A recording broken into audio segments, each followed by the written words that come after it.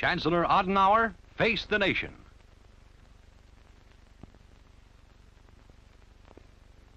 Through the eyes of CBS News and public affairs cameras in Bonn, capital of the Federal Republic of Germany, you are about to see the winner of last Sunday's West German elections, Chancellor Konrad Adenauer, face the nation with unrehearsed and spontaneous questions from veteran American news correspondents. The 81-year-old Chancellor scored an overwhelming victory to win his third four-year term as Chancellor and an absolute majority for his Christian Democratic Party in the Parliament or Bundestag. Our cameras are located in the Chancellery inside the same room where the German cabinet normally meets.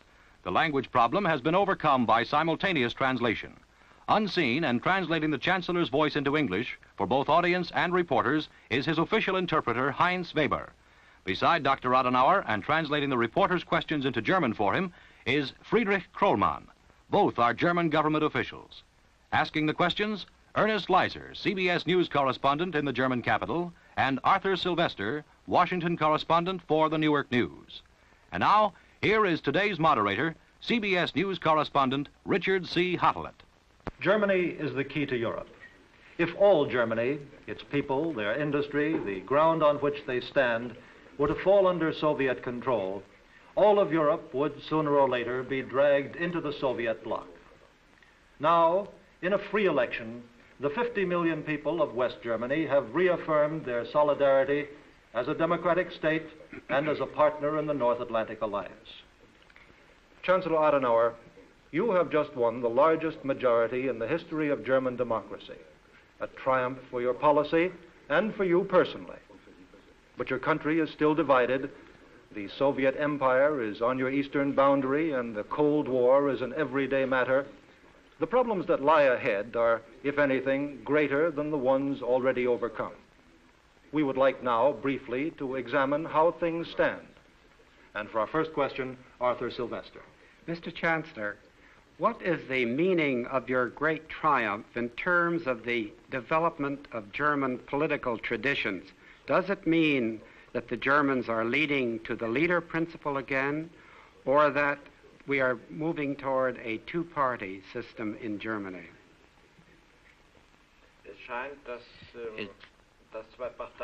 It looks as if we are on the way towards a two-party system, as in the Anglo-Saxon country. There is no question of a leader principle.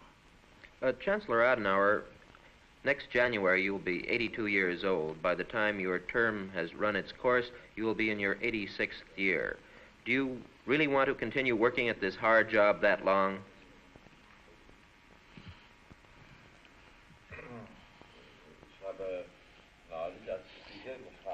The other day I was asked the same question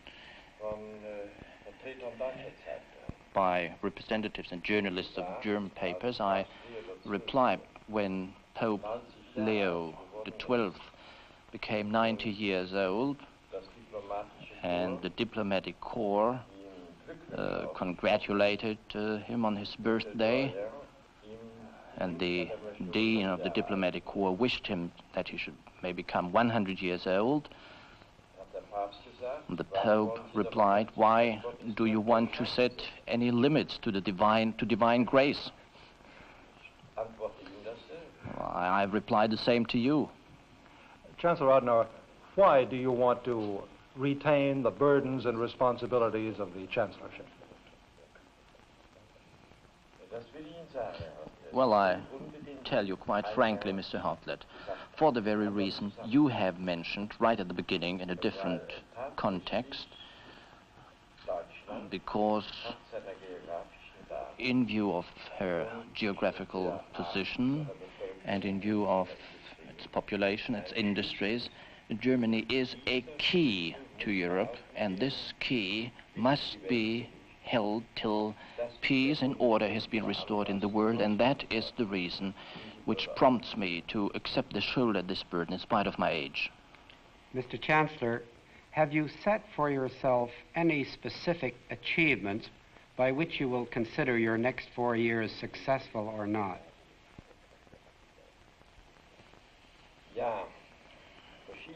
Yes, there are different objectives.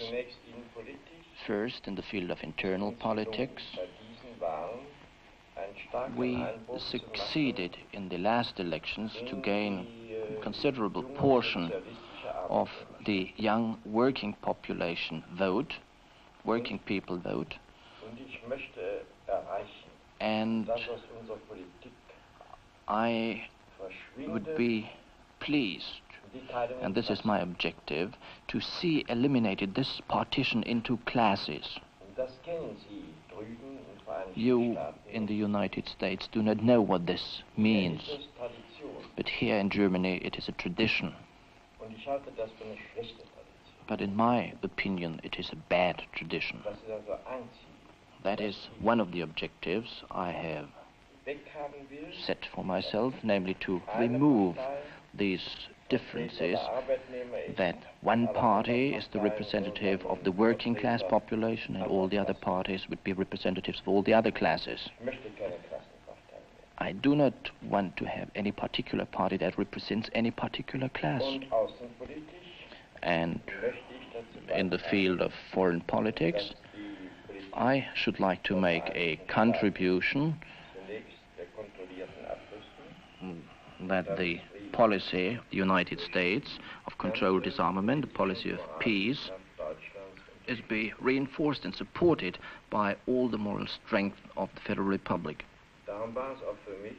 And for this very reason I was highly pleased and satisfied that this recent election resulted in an increase of the votes cast for the government coalition, especially for my party, the Christian Democratic Union, in spite of the fact that we have been in government for 8 years. Dr. Adenauer, it was a vote of confidence for your government. Of course, it was an even stronger vote of confidence for you personally. Your followers showed a great deal of enthusiasm during the campaign. Some people say it was close to veneration. Are you worried about this attitude on the part of the Germans? Do you think that they were too willing to follow you?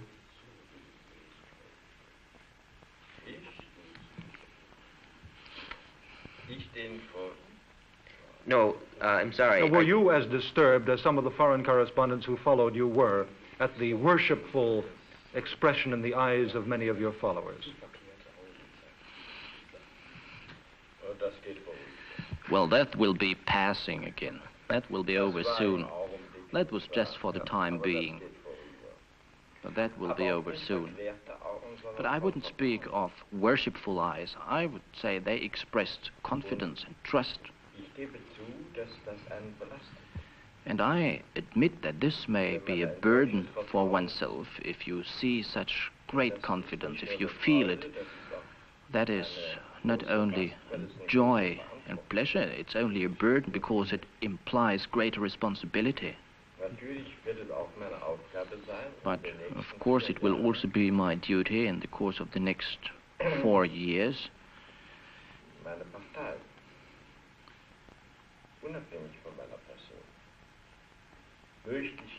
to keep my party stable, independent of my own person. Can you name any representatives of the younger generation in German politics whom you consider capable of carrying on the policy that you have laid down?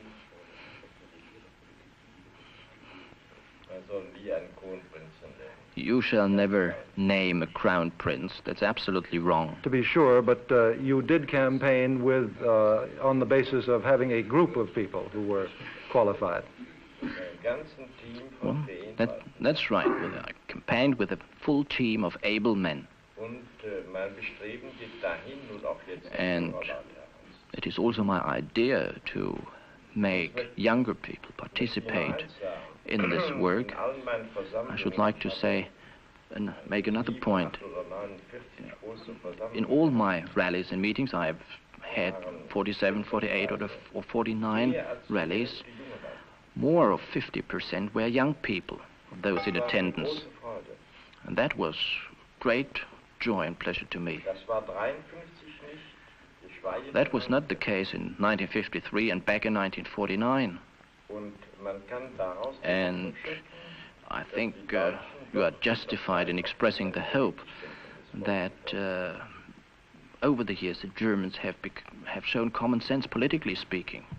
Chancellor Adenauer, What do you feel has attracted the young people to you and to your party? What have you done that makes them so interested in you and your party?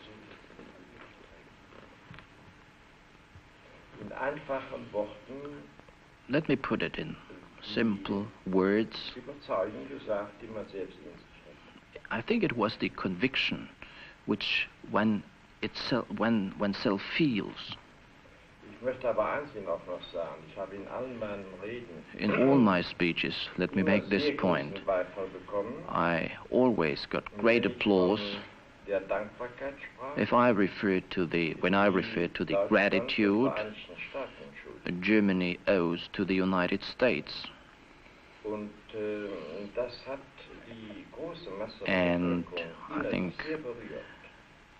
the people, the great mass of the population, were very moved by that, and they were always in full agreement with me that there is an obligation to show gratitude, also in politics. How would you explain that, Dr. Adenauer? In almost any other country of Europe, we must speak frankly, this pledge of allegiance to United States policy would be the ruin of a political leader. Yet here in Germany, it seems to have been wise politics, and I wonder if you can give us the reason for it.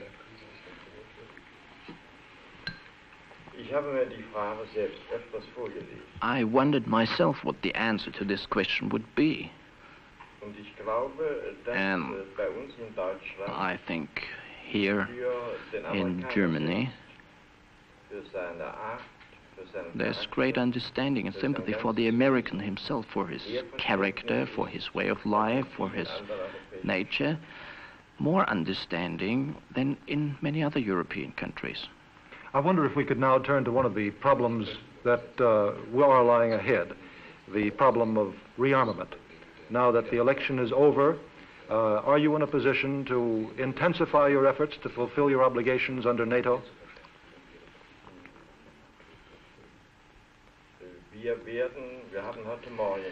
This morning we had a cabinet meeting and we discussed this very question, and we will fulfill fully the obligations we have undertaken vis-à-vis NATO.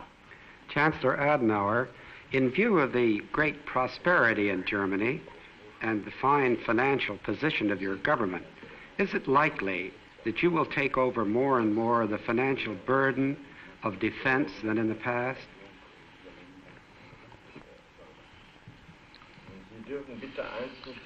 Please, may I ask you not to overlook one factor. You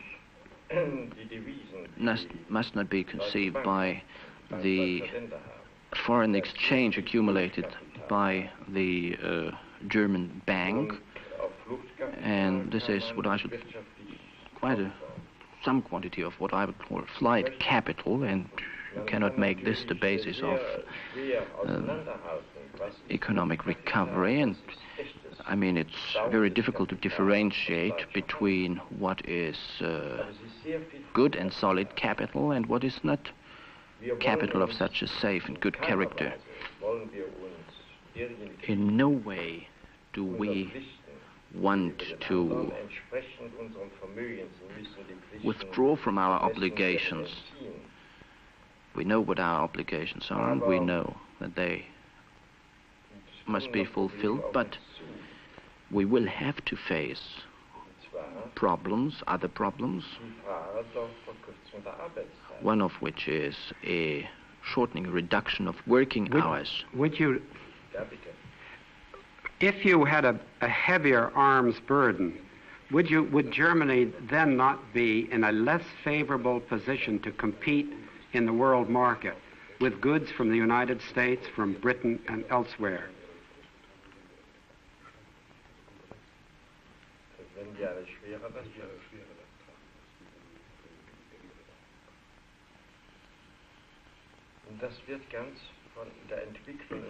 I think that will completely depend on the development of our economic situation. I think we could shoulder the greater burdens in rearmament if we have a corresponding increase of our economic activities. That means if we can enlarge our exports, but not all of our friends like to see such a development. Do you then not intend to revalue the mark upward? No, no. Dr. Adenauer, No, we don't think of it. Dr. Adenauer, in just 3 months, you're going to be faced with an urgent military decision. At the year-end meeting of the NATO Council, the question of atomic armament for the NATO powers, including Western Germany, will be discussed. If it is a decision of the Council to equip the West German Army, the Bundeswehr, with atomic weapons, are you prepared to accept that decision? We will see to it that our forces are being equipped with the best weapons. And I assume that that is an affirmative answer. The best weapons are tactical atomic weapons, you consider?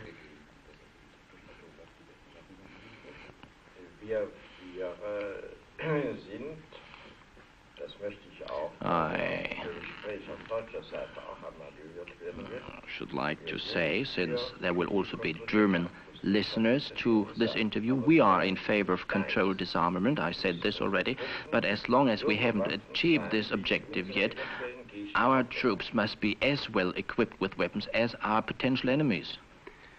Dr. Adenauer, there seems to be a view among your German officers that a large foot army is outmoded.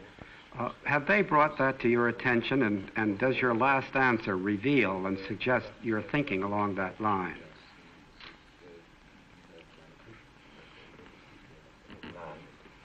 No. We also need conventional army, conventional weapons, because we have this Iron Curtain, and there may be some attack which may be defended by with conventional weapons, and we require these conventional forces in order to prevent an atomic war from breaking out. Chancellor Adenauer, your relations with the Western world are very well regulated, but you also have an Eastern boundary. And certainly now, in the next 4 years of your term of office, the problem of Germany's relations with the East will come to the forefront. At this moment, the declaration by Marshal Tito and Mr. Gomulka of Poland that they accept the Oder-Neisse line as a permanent boundary, and Tito's statement that you must also concede the existence of 2 German states, poses you with a very special problem. Will you now, under these circumstances, extend diplomatic recognition to Poland? May I ask you a question first? Do you think that what Tito says is absolutely authoritative? Well, I think it is certainly meant as a serious political statement. Of course, he is not in any position to carry it out. Well, I think you are evading my question. Do you think what Tito said is decisive? But what Gomulka says along these lines may very well be. Is that decisive? He is one of the 2 people most immediately concerned.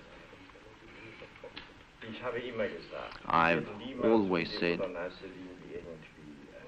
we will never wage a war for the Oder-Neisse line. We'll never do that. But I could think of a development which would lead to a situation where in a united Europe this question could also be solved. I have always emphasized this right to one's home country, to the place where one was born. I've never said anything more going beyond that. But if you ponder this problem, someday in the future, all this area, Upper Silesia, will have to be integrated into the area covered by the coal and steel community, by the common market. All the political boundaries which we have now will increasingly lose their importance, and we will have to find a solution. Will you now, as a first step, extend diplomatic recognition to the Warsaw government?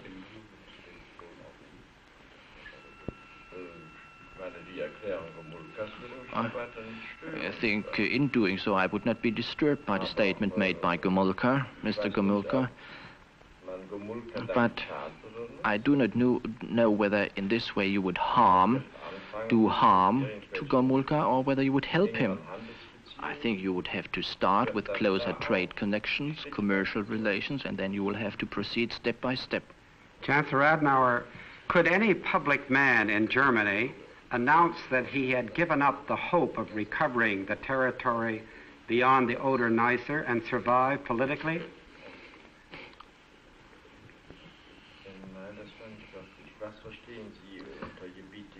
What do you mean by areas in the east? The east of the Oder-Neisse, the old territory. Only what is east of the Oder-Neisse line. I repeat, this right to one's home place, home country, must be recognized. These people must have a chance to return to these places and areas, and the economic integration into a greater unit must also be achieved. And once these two problems will have been solved, and in this way a relaxation of tension will have been brought about between Poland and Germany, then I'm trustful that a settlement can be found. I'm not of the opinion that in difficult and delicate questions like this you should make rigid predictions. But what is needed is patience and calmness. What do you mean by the right to one's homeland? Right to one's homeland, to me, means that the people who were expelled from these areas must be entitled to return to this land. Dr. Adenauer, is there any reason to believe that in the next 4 years we can make any better progress toward reunification than we have in the past?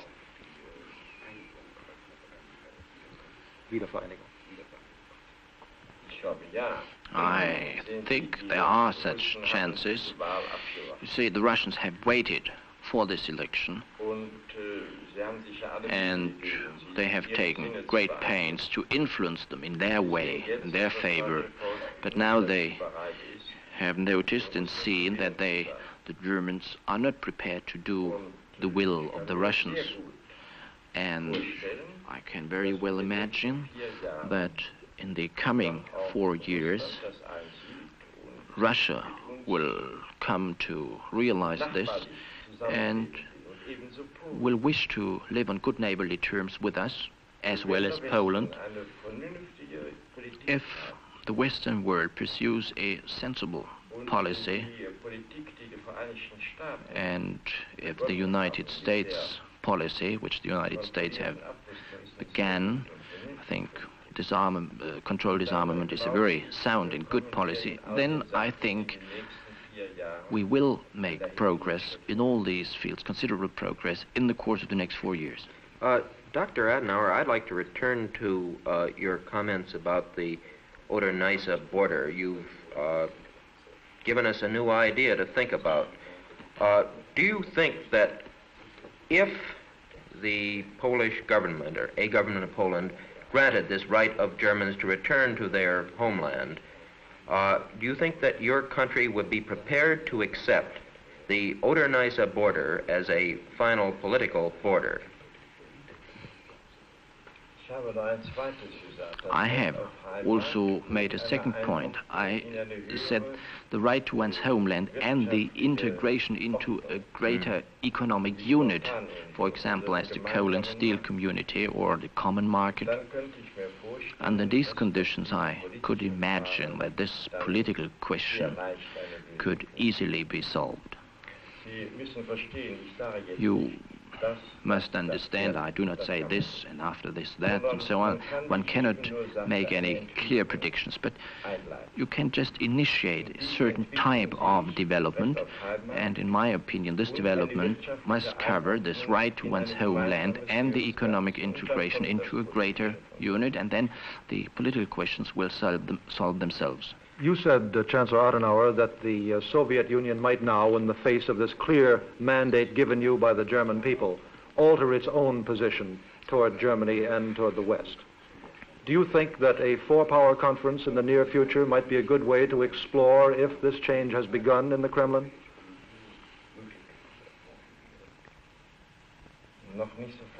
Not yet in the immediate future. In my view, there's some unrest, some fermentation in the Soviet Union, and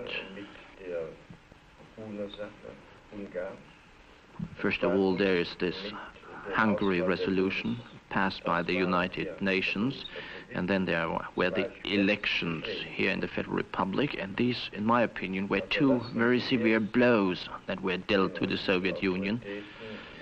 So I think we should grant them some time to recover. Chancellor Adenauer, do you see in the future the possibility of a division and divisions between Red China and the Soviet Union? In other words, are there natural antagonisms that can develop?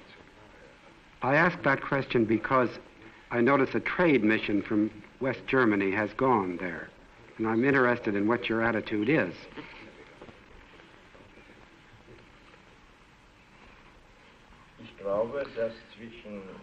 I think that between Soviet Union and Red China,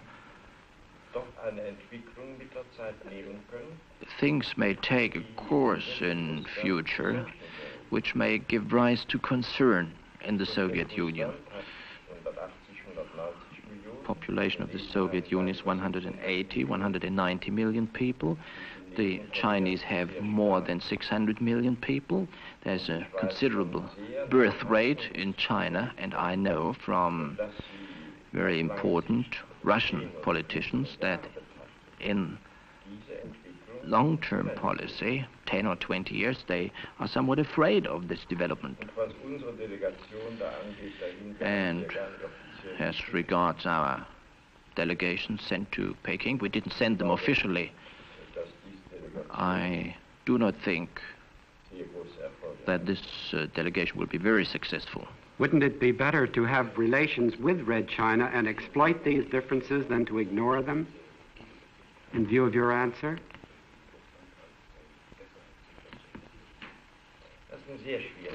That's a very tricky and very delicate, difficult question. Now, what is the situation? The Chinese put up very high demands on the Russians because of industrialization. They want to get quite a lot of things from them. And if you read a book on today's China, you will see and learn that the Soviets supply a great lot, have to supply a great lot of commodities to Red China. If other countries ship considerable quantities of terribly sorry. Goods. Our time is up. I've got to break in. Thank you very much, Chancellor Konrad Adenauer, for coming here today to face the nation. And thanks, too, to our panel of newsmen, Ernest Leiser of CBS News and Arthur Sylvester of the Newark News. This is Richard C. Hartelet. We invite you to join us again next week for another edition of Face the Nation. This program has originated in the cabinet room of Chancellor Adenauer's office in Bonn.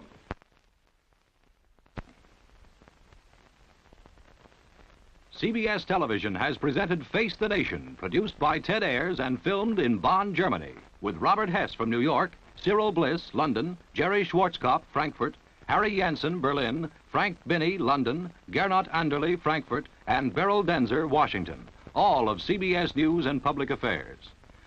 Today, on this CBS Public Affairs program, you saw the Federal Chancellor of Germany, Dr. Konrad Adenauer, face the nation. He scored an overwhelming victory to win his third four-year term as Chancellor and an absolute majority for his Christian Democratic Party in the Parliament or Bundestag. Our cameras are located in the Chancellery inside the same room where the German cabinet normally meets. The language problem has been overcome by simultaneous translation.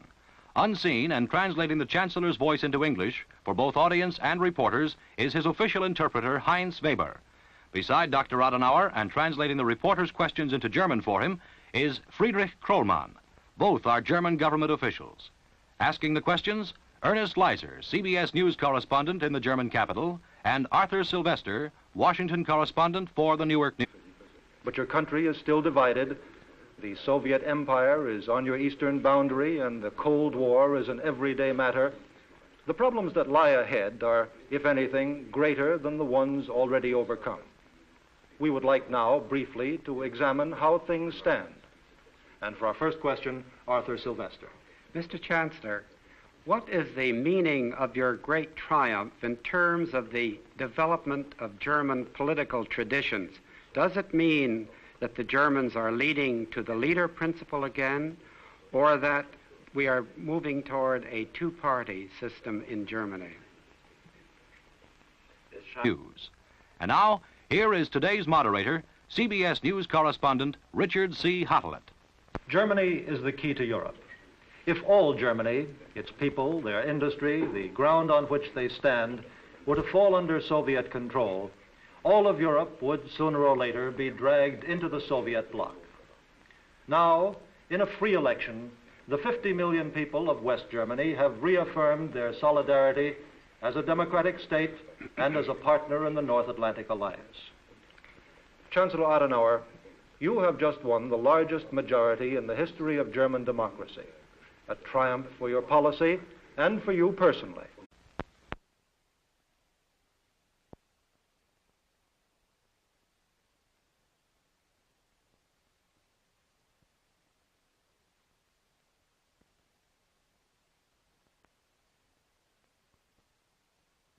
Chancellor Adenauer, face the nation.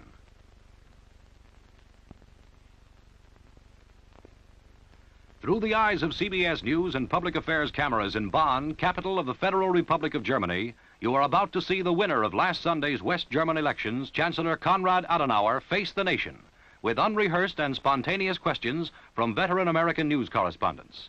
The 81-year-old Chancellor... It looks as if we are on the way towards a two-party system, as in the Anglo-Saxon country. There is no question of a leader principle. Chancellor Adenauer, next January you will be 82 years old. By the time your term has run its course, you will be in your 86th year. Do you really want to continue working at this hard job that long?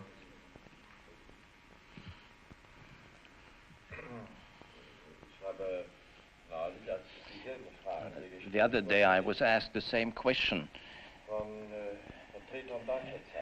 by representatives and journalists of